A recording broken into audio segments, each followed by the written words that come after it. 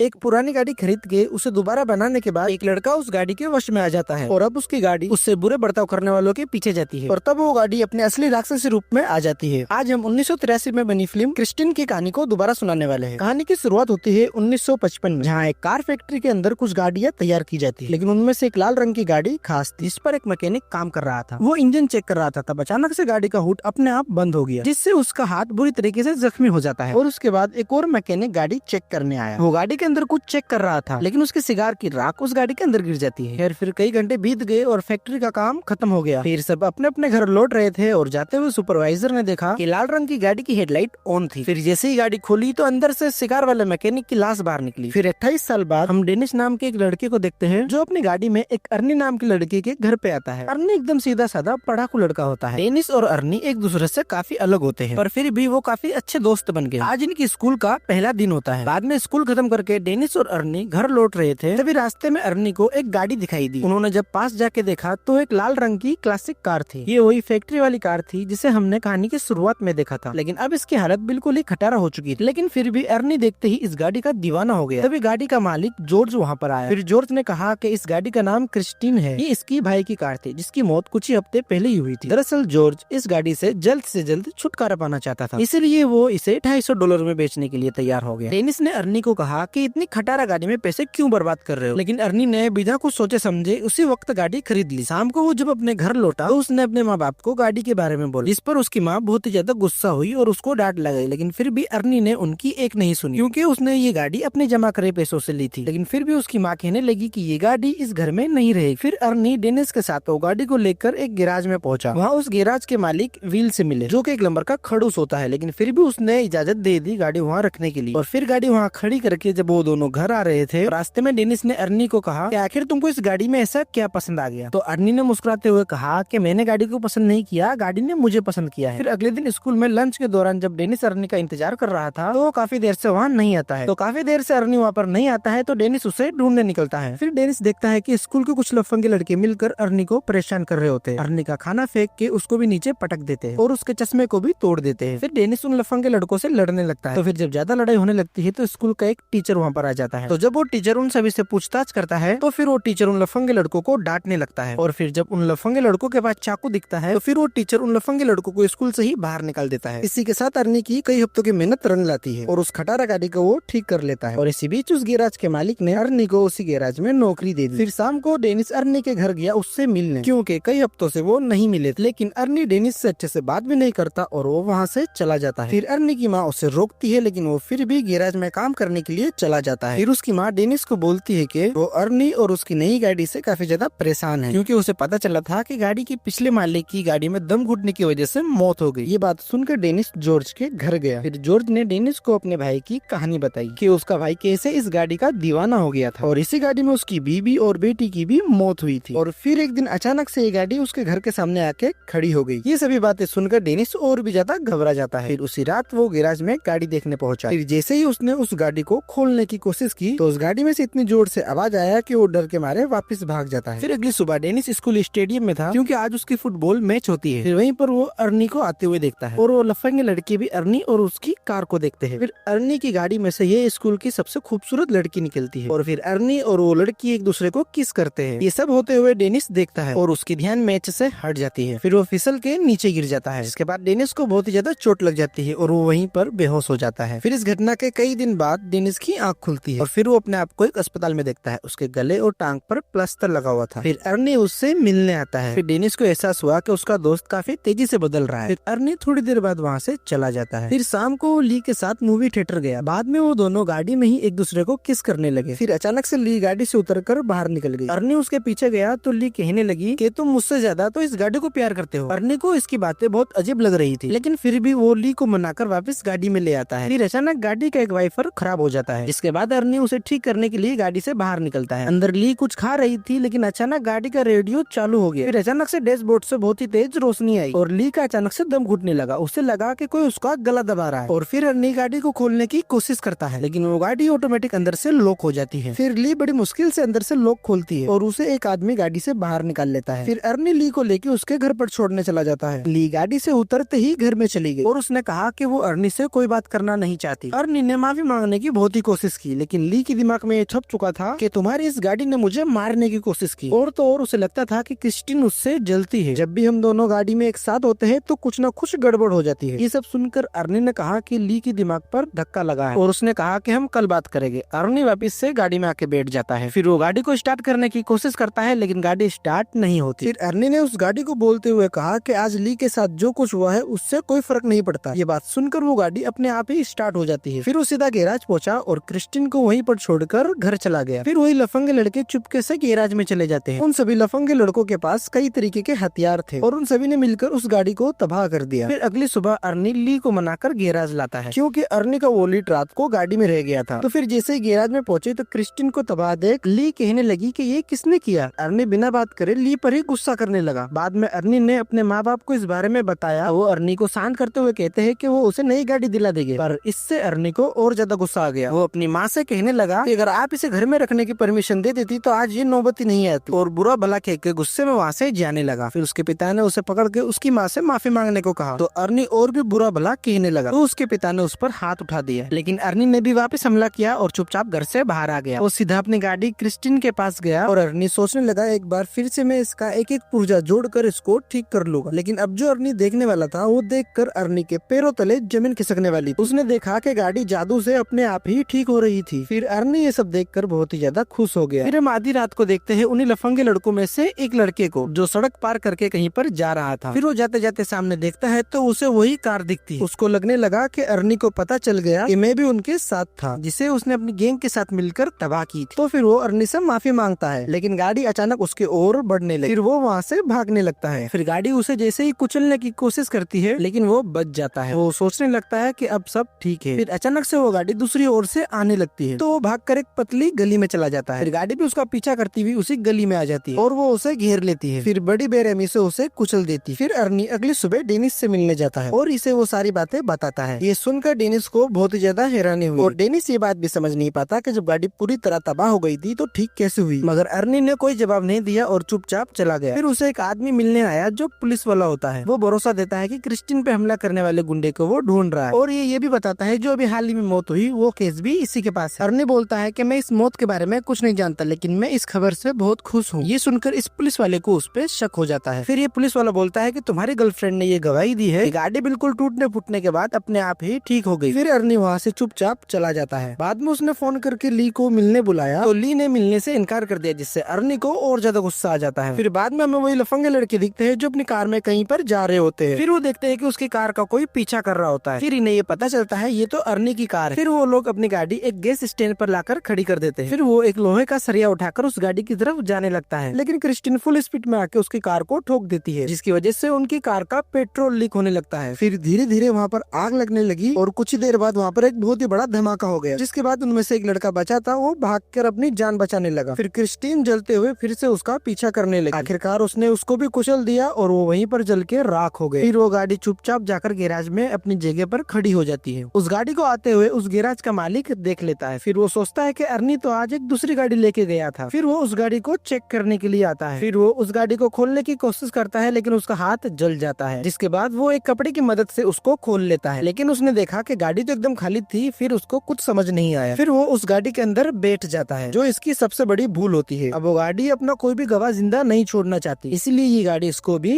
टपका डालती है। फिर अगली सुबह जब अर्नी गैराज पहुंचा, वो देखता है कि गैराज के बाहर पुलिस की गाड़ी खड़ी है। फिर वो पुलिस वाला अर्नी को कहता है कि तुम्हारी गाड़ी में इस गैराज के मालिक की लाश मिली है। फिर अर्नी कहता है कि वो नहीं जानता कि ये सब कैसे हुआ, लेकिन उसका दिल जानता था कि ये क्रिस्टीन का ही काम है, क्योंकि क्रिस्टीन एक बार फिर से चमचमाती हुई अपनी जगह पर ही खड़ी थी। उधर डेनिस हॉस्पिटल से घर पहुंचा तो ली ने उससे फोन करके कहा कि वो उससे मिलना चाहती है। ली ने उससे कहा कि क्रिस्टीन ने अर्नी को अपने वश में कर लिया है और अब वो क्रिस्टीन की दीवानी में पागल होकर कुछ भी उलझुल हरकतें कर रहा है। डेनिस ने कहा कि मुझे यकीन है कि अर्नी खुद से कुछ भी गलत काम नहीं कर सकता, लेकिन अगर क्रिस्टीन ने उसके दिमाग पर कब्जा कर लिया है तो उसे खत्म करना बहुत जरूरी है। फिर कुछ देर बाद ली अपने घर जाने लगती है। फिर कुछ ही देर बाद अर्नी अपनी कार लेकर डेनिस के घर आ जाता है। अर्नी ने डेनिस को ड्राइव के लिए जब बुलाया तो वो उसके साथ चला गया। फिर डेनिस ने देखा कि सच में अर्नी का दिमाग इस कार के वश में है। फिर अगली शाम डेनिस और ली अर्नी का उसी गैराज पर इंतजार कर रहे होते हैं। ये दोनों सामने खड़े हुए बुलडोजर के अंदर चले गए और उस बड़े से बुलडोजर को इस गैराज के अंदर ले आते हैं। दरअसल इनका प्लान ये होता है कि ये इस बुलडोजर की मदद से उस गाड़ी को तबाह कर देंगे। फिर जैसे ही ली उस बुलडोजर से नीचे उतरी तो वहाँ अचानक वो गाड़ी आके ली को कुचलने की कोशिश करती है, लेकिन ली जल्दी भागकर सामने वाले केबिन में चली जाती है और फिर वो गाड़ी आके उस कमरे को टक्कर मारती है। तो इस गाड़ी के सामने का शीशा टूटकर अर्नी नीचे गिर जाता है और फिर ली जैसे ही उसे देखने के लिए आगे बढ़ती है तो अर्नी उसे जोर से पकड़ लेता है, लेकिन बाद में अर्नी नीचे गिर जाता है क्योंकि उसे ज्यादा चोट लगने के कारण वो वहीं पर मर जाता है और मरते हुए भी वो उस गाड़ी को टच कर लेता है। फिर डेनिस मौका देखकर उस गाड़ी को कुचल देता है और वो गाड़ी पूरी तरीके से बर्बाद हो जाती है। फिर आखिरकार ये लड़ाई खत्म हो जाती है और अगली सुबह हम देखते हैं कि क्रिस्टीन पूरी तरीके से कबाड़ बन चुकी है। फिर सब वहाँ से चले गए और हमने देखा कि क्रिस्टीन का एक छोटा सा टुकड़ा अपने आप हिल रहा था। फिर यहीं से ये मूवी खत्म हो जाती है।